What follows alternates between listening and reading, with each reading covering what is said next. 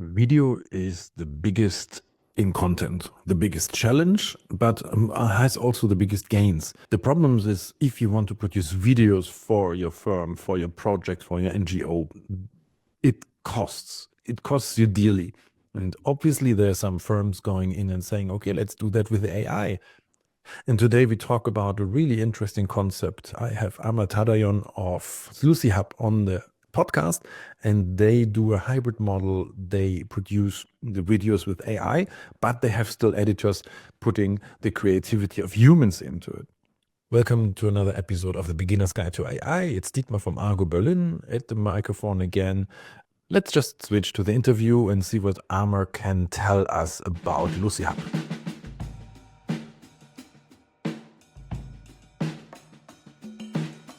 Yeah, so I can talk a lot about Amer Tadayon, but as you know, the best thing is I give him the word and let him talk about him because it would be PR stuff that I would say.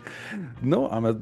So first thing, welcome to the podcast. And yeah, what did get you into AI? Why AI?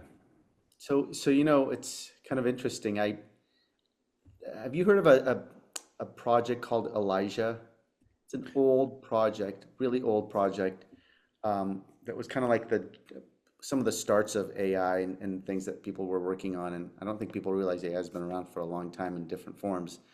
So years ago, I did a project. I think it was 2007. I created a little app using the Elijah code that was available open source called Chat Buddy as kind of a proof of concept, and never worked, but it was a cool concept. What happened was, God, in 2022, I was talking to um, an agency executive about how they spend all of this money on video production, but the time to get the content back is really, really slow. And oftentimes they'll get content, but by the time they get it back, it's irrelevant. And so what I did was I looked at, I have a bit of a unique background, and I started in tech and then I went into media, and so I've kind of bridged the two industries. But if you look at the current process for professional video production, it's pretty outdated. It's a really long workflow. It takes a long time. It's really expensive. And if you look at the demand for video today, it's exponentially grown. And so the demand doesn't match the process. And so what I set out to do is find a way to build tech and people, build a different way, a next generation video production process that actually marries technology with the editing team. And so when I looked at it, I said, there's a lot of ways we could do this. And back then OpenAI wasn't a thing yet, a public thing. We were using computer vision and ML to build this framework. So the framework really was, how do we take process, how do we build some really, really elaborate cloud technology and integrate AI into it? And that's really how we got into this business. And that was almost 2.5 years ago. And then, like, I think 6 months into building our product, OpenAI released and the world changed. And we said, okay, well, we're a Microsoft Founders Hub member, so we could actually use Azure OpenAI. So we started playing with that, and we started creating some real efficiencies internally. We were able to do marketing collateral a lot faster. We were able to create our explainer videos a lot faster. And we thought, if it's this valuable to a team like us, imagine how valuable it will be to our customers. And so we had the production platform that we built originally, and then actually late last year, we rolled out the Creative Copilot, which is a series of promptless AI tools. And I say promptless because most of our customers are marketers and salespeople and HR people. They're not taking the time to learn prompt engineering. So you can now go all the way from concept to completion on the platform. If you have an idea, you can turn it into a script, you can turn it into a shot list, you can create a voiceover, push all that into the platform. You can use, smartphones to film your content, upload it to our cloud, and then a professional post-production team can turn it around in as little as 2 hours. So it's really changed the landscape of professional video production, and we're in the business of corporate videos. That's really where we shine. And we had one company, a global company, deliver 67 video projects just in the HR department last year at a global level. And they came and they said, this would have been cost prohibitive with the traditional model. This is so the interesting thing is there are many firms on the market that do videos. I put in like my podcast video and I get out 10 videos that are not really catching what I wanted to get. And you do differently. That's the Lucyhub is like this it's a mixture, no? Yeah, I'm a firm believer that design and media, it's subjective. It's going to need human touch. And I also think AI. I look at other tools and other what would you call them? I guess kind of revolutionary products, right? They've always been tool sets. Yeah, they've changed the landscape of employment, and people are worried about losing jobs. But in our case, internally, we actually moved some people around and shuffled things around and made it better. But we still need people to create quality, and so we use the tools to accelerate the process. But we still have really, really talented professional editors doing the work. We can just do it a lot faster. And so if you look at corporate video and if you look at business infrastructure, you're always short on staff, and that staff is always short on time. So prior to Lucyhub, you had two options. You could hire a professional production team, and we just went through this exercise with a client, and it's going to be expensive. It's going to be time consuming. You'll get a quality product in most cases. Sometimes you'll make that investment and the production team just won't be good. But in most cases, you're going to get a really good product, and you will have paid for that product. On the other side of the spectrum, you have these do-it-yourself tools where you're responsible for everything yourself. There is AI, but you still have to manipulate it, you still have to clean it, and you still have to edit it. And so we sit right in between of both of those. So you've got the DIY aspect of it, which is all the pre-production, but then you've got the professional aspect of it, which is a professional post team that can get it to the finish line. And then add on top of all of that, a project management layer that lets you manage all the videos, manage revisions, collaborations with your team really, really seamlessly. So we've built all of it under one umbrella so that you just come to one place and you get the best of both worlds. I do remember there was a book I just researched this 2011 Confessions of a Madman. George Parker, he came 1960 from England to Madison Avenue and told about his life in advertising, about a shoot they had in Jamaica with a helicopter and whatever. They came back, the client said, "No, I don't like it," and they shot something new. And um, those were different times, no? It's like, and today helicopters. Well, I mean, what's really interesting is the landscape is changing very quickly, and we talk to a lot of production companies that just don't want to change, and it's kind of disheartening to see it because we are embracing this, and it's really helping everybody, and to see people kind of get stuck and not want to change is it bums me out a little bit because you're like either you lean into it or you're not going to have the business and the job, and that's kind of what's happening in this space now. oh yeah, this is. I mean, it, things change, and like that guy in 1960, things were different, and things today are different. But I mean, I wanted to focus on a thing you said is that you make things possible that weren't possible before.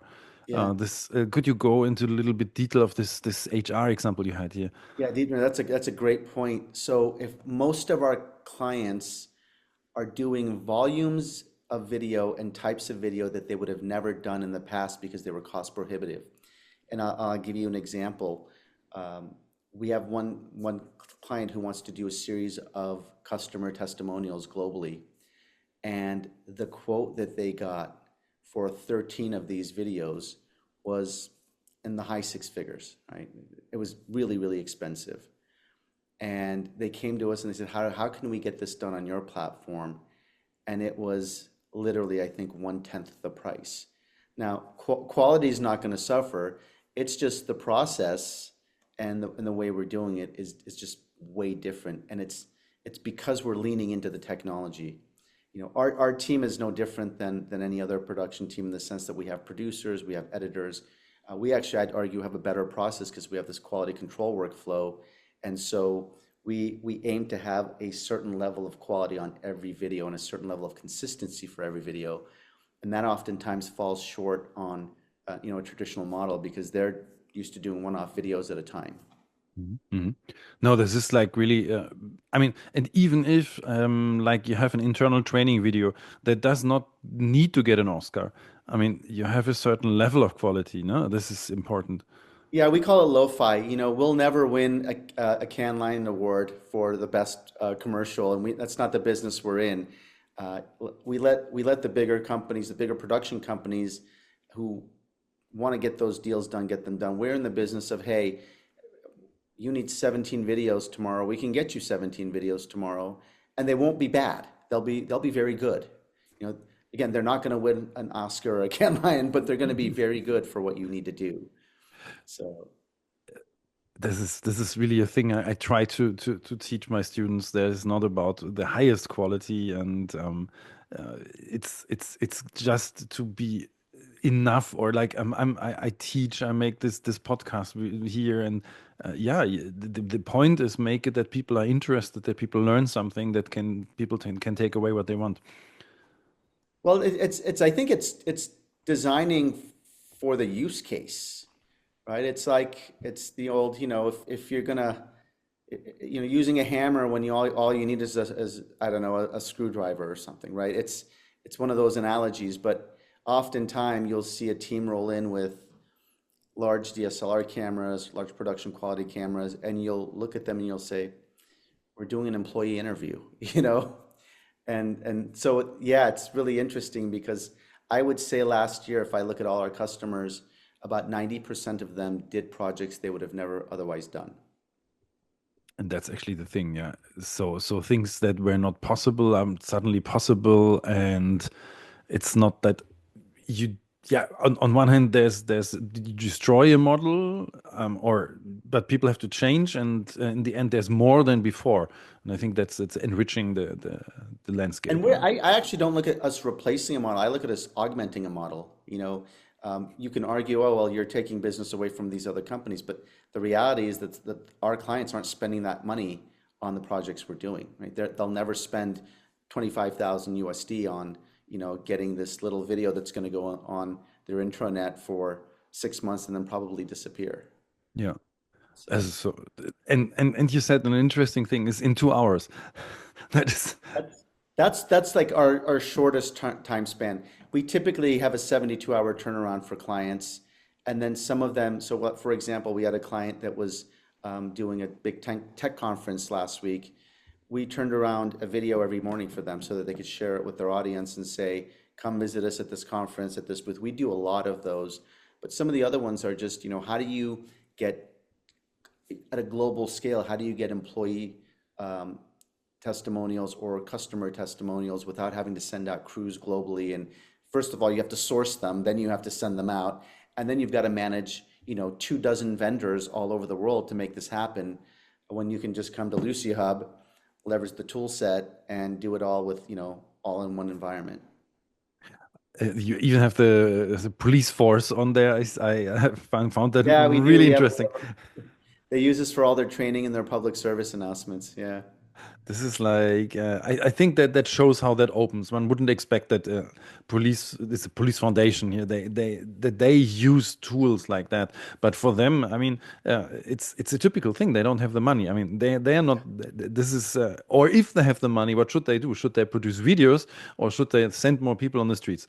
I mean, Yeah, yeah, yeah. With nonprofits, we do really well with nonprofits because they never get the budgets that they would like to get as much content. And so what we've become is an amplifier, amplifying the voice of the nonprofit because they can push out tens of 20, videos with us for the price of one professional production. and that is actually an interesting thing now. This like, do you think that I mean, prognosing something in the AI world, but you have this hybrid model. Do you think that is still there in 2 years, or I do. I actually, and this is again just my personal opinion. I think, I've been in services for a long time, and I think any service industry, I think if they're going to succeed going into the future, is going to have some level of technology on it. What's really interesting is historically, service companies don't make good technology companies, and technology companies are very bad at services. I think they're going to have to learn to be integrated to actually succeed as service businesses. And with respect to our business, I think what we do is creativity is subjective. It's an art form. And I don't think you're just going to be able to do it without people. I think at some point people are going to have to touch it, even if it's only touching it for 10 minutes. Oh, that's really interesting because this is actually, yeah, for me it's like enlightening because in the end, people say, yeah, if the AIs take over, concentrate on what humans are good, and in the business of cutting videos, making creative decisions, you really need the soft skills or the creativity. Makes totally sense. Yeah, Yeah. I'll tell you what it's done for us, Dietmar. It's you get into being an editor because you like storytelling. Now, pre these AI tools, you had to do the storytelling and you had to use, Premiere and all these other tools, but you had to learn them really well so you could tell the story very well. What AI has done is really simplified that a bit more, so that as an editor, you can be more of a storyteller and less of an editor, for example.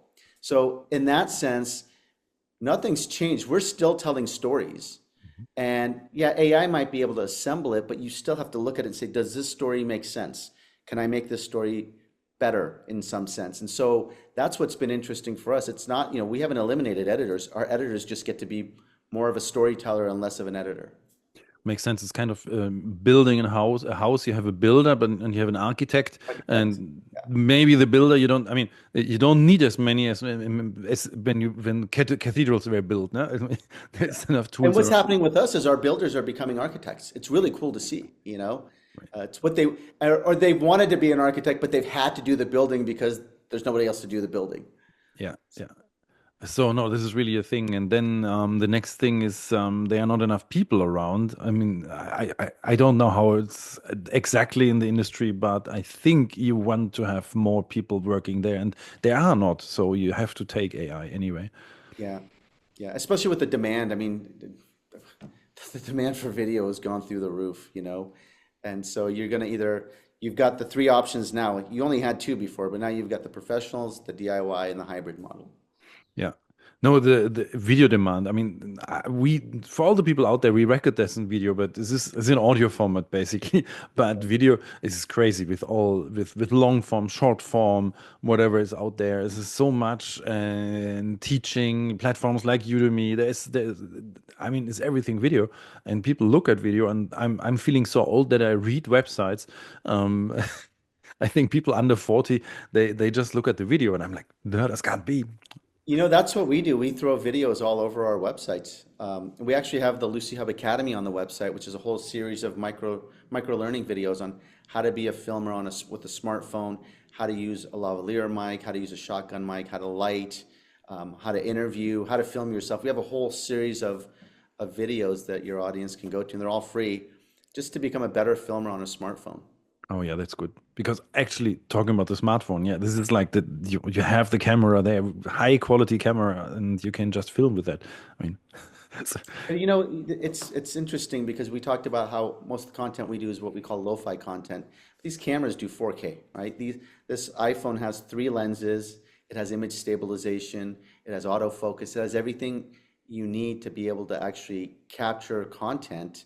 What you need to do is be a good storyteller. So you need to understand framing. You need to understand what the beginning of the shot should look like. You need to understand how to close the shot. You need to understand how to film with intent, right? We have a lot of people who'll just turn on a phone and just walk around filming. That's not filming with intent. So we always say, hey, figure out what your story is and then film the shots you need to tell that story. yeah, yeah. I remember I read a book about that. The first choice is horizontal, vertical, landscape, or panorama. Those are the questions we ask on the Yeah, platform. When you're setting up a yeah. project, how long do you want the project to be? What type of project is this? What orientation do you want for the project? Mhm, mhm, All mhm. of that. Yeah, it's really important. No, it's good to educate the people in the way that with good input you can make it's like this garbage in, garbage out. It's the same. You have to get something. Yeah, I use that line daily. I tell our clients, hey, it's garbage in, garbage. We can only do so much with AI and we can only do so much with our professional edit team. If you give us garbage, you're going to get something just a little better than garbage. So you really have to focus on the content and the audio quality. Yeah, yeah. Audio quality is really like what people kills. They you can't listen to bad audio. Yeah, yeah, yeah. This is the thing. Yeah, if for of all the people Yeah. that watch, I have my quality from pictures not so good. I have my webcam that I can I have this great computer where I can put the new webcam in, but I did not do it. So I think Amr, you're like, oh yeah, That's all right. this is not good video, but No, your quality is not bad at all, actually. yeah, okay. It fades once in a while, but I think that's your bandwidth, Yeah, not the I camera. think the bad one. No, no. So it's like I focus on audio, and that's the thing. So, but no, still, videos coming, and videos is not going to go away. You see it with all the platforms. Instagram has so much video. Well, it started as a picture platform, so photos, and yeah, it's really a focus on the platform. But the other thing is, I wanted to ask what really interests me. Um, which industries come to you? Which verticals? It's That is a great question. No one's asked that. You know, one that just makes sense is the nonprofit. Um, the nonprofits, they get a lot for their money with us, and they can do a lot. And you know, we had this one, the Boys and Girls Club here. There we have a few of them now, and they're doing some really cool things. For example, they're creating recruiting videos to hire frontline workers, and they're using the script generator and the voiceover generator. They're going and filming content of the facilities and it's been really exciting to see that. So that's one vertical. For whatever reason, the technology vertical has really gravitated to us. You know, Microsoft's a client of ours. We have a dozen or more tech companies, and I'm wondering if that's just because they enjoy the tech side of this thing, and it is getting it done, and they're typically more forward thinking, and so, but we're getting a lot of traction in the tech sector. that's quite interesting. I would have expected they take those services that do everything automatic basically, but they seem to have a feeling for it. No, I mean that, you know, we have some companies that have some really technical products that are like log security logs and databases and things that are really complicated, and they're using us to create their explainer videos, and they're using us to create all sorts of videos. There's a couple of companies that use us across the entire organization. We're the platform of choice for all of their content, and they've probably quadrupled the amount of content that they push out annually now. Oh, that's crazy. Yeah, So those are that's the two main verticals right yeah, now. yeah. Oh, interesting. NGO, I love it. I also work a lot with NGOs. It's great people, and to support them is always good. Yeah, yeah. Yeah, and they really eat it up because it opens up, you know, again, it's giving them something they were never able to afford to do. You know, we have one club that I think they've turned out maybe 40 videos in a quarter, right? In 3 months. Most nonprofits can't afford the budget to do that. Yeah. Yeah. We have in Germany, we have the problem that, or I don't know, it's like if somewhere else, but if somebody gives money, it's mostly fixed to a project. So you're not allowed to make a marketing video or pay a marketing person for that because it has to go to whatever the person wants with the money. And that means you might have great projects, but you can't really market them. And that's like, Well, you know, we have some donors who actually say, I'm going to sponsor the video subscription because I think you need it. And so it's been really interesting how they'll take our platform and they'll show it to a sponsor, and the sponsor will, no problem, we'll do it. oh, that's great. This is actually helping. Yeah, those people really make it possible that the others can work and can do the good stuff. Oh yeah, that's nice. Yeah. If I whatever vertical I'm from, if I come to you, what would be? I mean, you talk to the people on daily basis. You also we had this garbage in, garbage out. But what are the typical questions? I mean, I come there. I want to have a video, or what do you tell the people? Well, Well, I think that the first thing we ask them is what types of videos, right? Because if you said, "Hey, I want to make a feature film," we're not your audience, you know. yes. Uh, or if you want to create something that's you know high production value that's going to go on television, that's going to have drones and a bunch of stuff, we're not your company. So we first qualify what types of content they need, and then and how much video do they need? Because if they just need one video, we're not a good fit. The way our model works is you basically buy volume, and that's how we make it work financially for us and for the client. So there's a couple of questions we ask, and then really, I mean, the challenge we have is anybody can use this platform, and so we've really had to focus, and that's why, you know, tech gravitated to us, so we've gravitated back to tech, for example. Same with nonprofits, they've gravitated. But I'll tell you what's interesting. We're talking to some companies, and we have a couple of clients now that are, they have multiple doors. They're retailers, and they want to capture content in their retail stores. We're a great fit for that because they just use phones. The cloud lends itself to distributed filming and uploading. So those consumer companies are pretty good for us as well. Yeah, that makes sense. Everything, I mean, anyway, everybody can make videos now. This is like basically everything. You just have to appear in front of them. And is it? And more so than the vertical, it's the departments inside the companies, and the ones who've gravitated to us, the marketing departments typically have very large budgets. Um, HR doesn't. Internal communications doesn't. And so those are kind of the two departments that have really gravitated to this platform because they can do so much more with what they have. And so I would even say it's not about the industry verticals, it's about the departments inside the organizations that really use us. And And I'd say those even are the top two.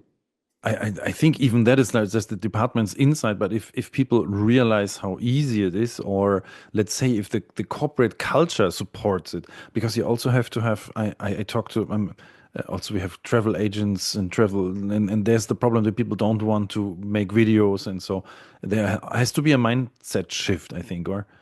It 100% does. And that's a really good point too, because automatically so one of the first things that happens, we talk to people and the first thing they think is, oh, video is expensive. That's literally the first thing that comes to mind. And so what we typically do is say, just try the platform out, go ahead and do a project. And they'll do a project and the experience is so easy and it's so seamless. And then they get their output and they're like, oh my God, this I can do how many of these a year I can do? So that's kind of what happens with us. We have to change the mindset. The other thing about Lucyhub is it lends itself really well to certain things. So the way the cloud was architected, it was that you could have distributed content coming in from all over the world, being aggregated. A project manager can look at it, approve it, and it goes into production, right? And so one of the other places inside the organization that we do really well is with partner teams. We have all these companies that have partner groups globally, and they want to share those stories. Well, again, if you want to go share 30 partner stories globally, you've got to source 30 production teams, you've got to manage them. It's really not going to work out. Once they see our platform, they see how easy it is to execute against, they go do it. So that's another part where we actually do really well, which is partner teams and sales teams. Yeah, and actually what I hear from that is usability is really important.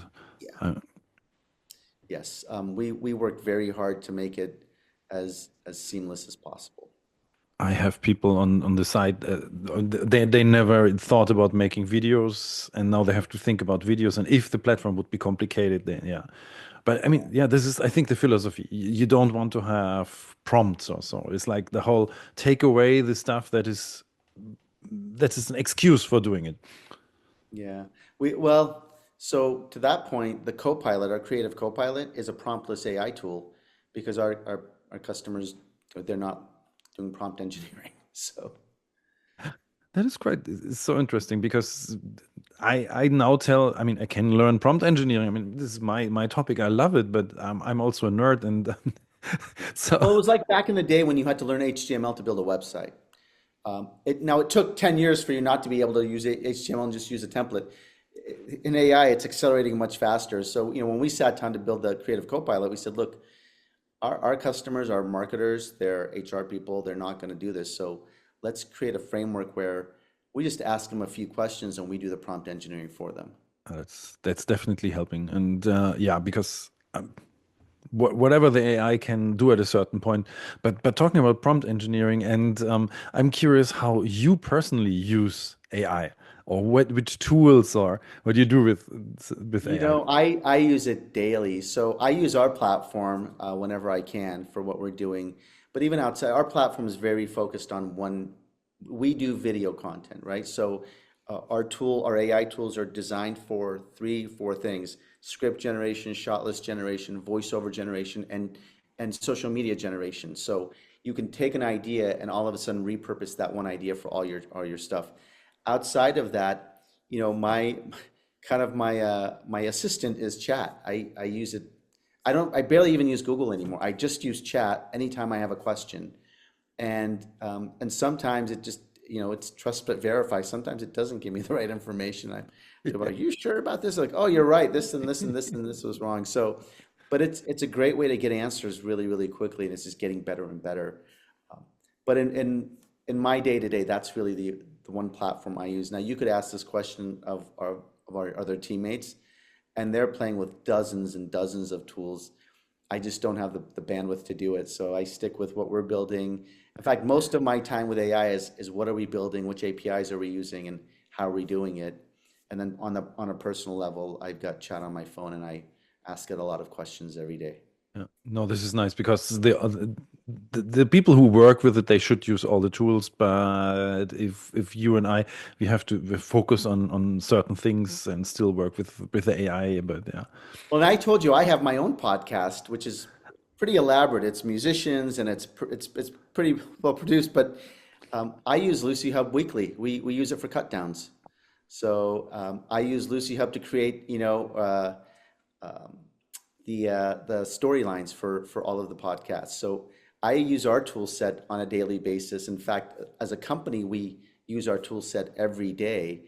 I think last year we delivered over 100 internal videos outside of all the client work we did using Lucyhub. So we literally will create the scripts, the voiceovers. I think, we were born with AI in our DNA as a company. oh, that's great. No, actually, I wanted to talk to you about the so Amar is actually a musician, drummer, as far as I know. And Drummer, actually, yeah. we didn't mention that from Las Vegas, or living in Las Yep. Vegas, and doing a podcast with Las Vegas musicians, not the people you know, but the great music scene. And just tell us a little bit of that. I will So, put it in the so show notes, definitely. so the original idea, the show is called Makers N Jam, so the letter N. And the idea was to actually bring professionals who also have a musical background, and so we could talk about their business and their musical background. The challenge was finding enough professionals who wanted to come and talk about it. But what happened is I started bringing these musicians in that were doing these shows like in different resorts or different parts of Vegas that were really talented. And I thought, this could be a really great medium and a vehicle for them to promote their shows because they don't have the marketing budgets that the tier one shows have coming in here. And so this year we decided to do something different. First of all, as you know, doing these podcasts is a lot of work, and pulling a team of six together is even more work. So we do a Crazy. live show the first week of every month, and then we use Lucyhub to do cut downs, and we roll those out on social media for the rest of the month. And so last night we did the first one.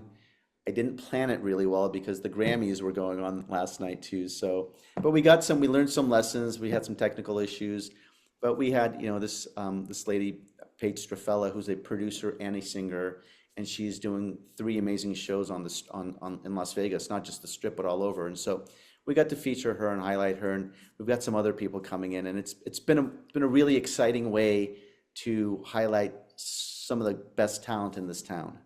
That is actually great, and I mean, this is like six people producing. This is really a coordination effort. You Well, really have to I have commit a to it. house band, right? So I have a house band. So I have a guitar player and a bass player. I sit behind the drum set and do the interviews, which is awkward, but it works. And then we have a guest, and then we have an audio engineer and a producer who's doing the real-time switching on the multiple cameras. And so once that's done, we'll download that content, push it into Lucyhub. We'll put our production notes, and the team will turn around the cut downs for us. And then comes the question from me, obviously. I mean, I started. I never became a musician, but we had like a drum computer or so. So this is the first AI thing. I don't know AI, but technical thing. Do you believe in the future of handmade music? I'd like to believe in the future of handmade music, but I'll tell you the reality is that there are people out there right now using various AI tools to actually create original songs. Now, here's what I'll say about that. Um, you can't replace the live performances, so you're always going to have musicians that do the live performances. There's somebody I'm actually coaching right now. She's a very talented singer, but she doesn't have much budget, and she can't afford to bring in a band, and she's taken the time to lean into all these AI tools, and she's pushing out original songs using these AI tools, and it's pretty incredible. So as much as I want to believe, handmade song, I do think they'll be there for the same reason people still listen to vinyl and people still listen to other things. I think what's interesting for me is I think AI is really going to help these musicians who don't have the budgets to get their songs out. I also think on the entrepreneurship side, it's going to help a lot of entrepreneurs. So I think what AI has done is it's brought down barriers that existed for decades, and I think you're going to see this just this explosion of innovation on the business side, and I think you're going to see an explosion of content on the music side. And so in some cases, I say, it's probably a good thing because this person could probably never afford to go into a studio to get her songs out, and they're phenomenal songs.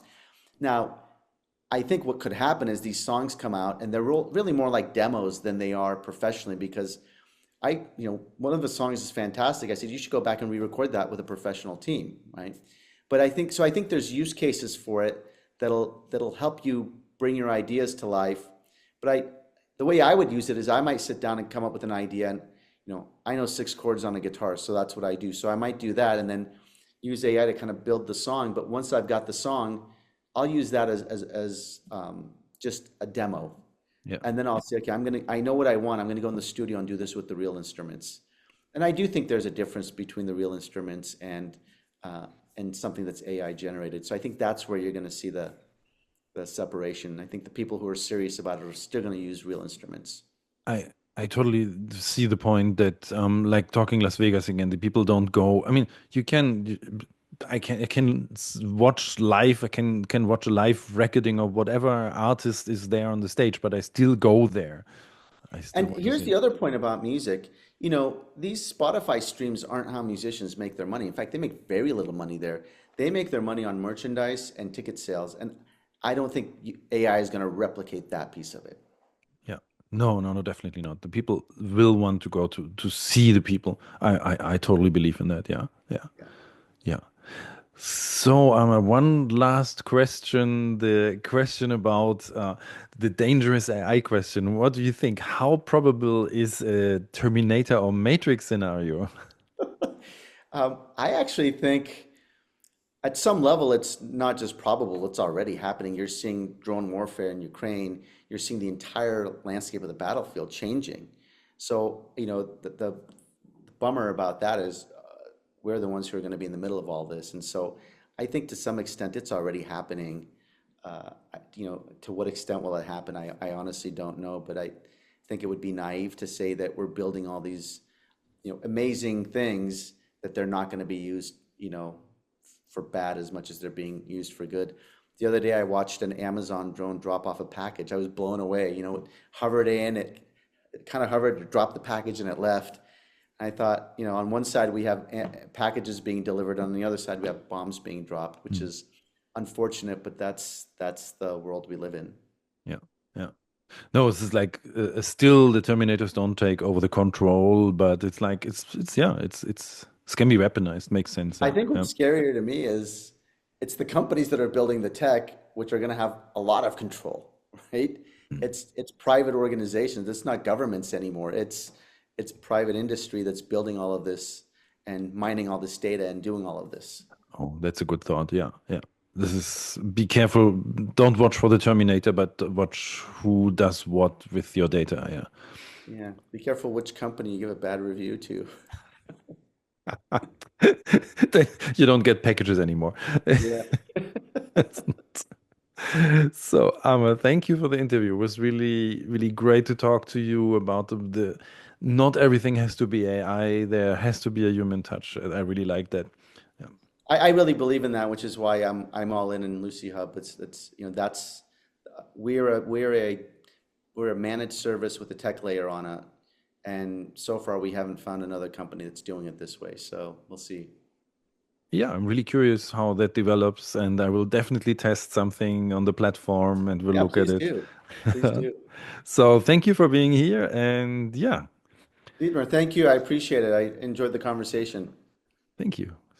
Oh, that was interesting. What I take away from this is the AI can do stuff, but what's still there for us humans to do, to have, yeah, where we are good is creativity, is soft skills, and there are processes like making good videos that AI can make cheap, but you still need human touch. And I think that is actually the case for many AI projects, for many AI things you can do. If you create a text, if you write a text with AI, it's lacking the human creativity. You can make everything quicker, you can make everything more better managed, but still you need the people there. So Lucyhub, really interesting project. We'll look how they develop and what comes out of this. And before I forget it, don't forget to follow the podcast on your podcasting app and go to argoberlin.com/newsletter to get all the new episodes and some insights on AI. Until the next time, signing off, Dietmar from argo.berlin.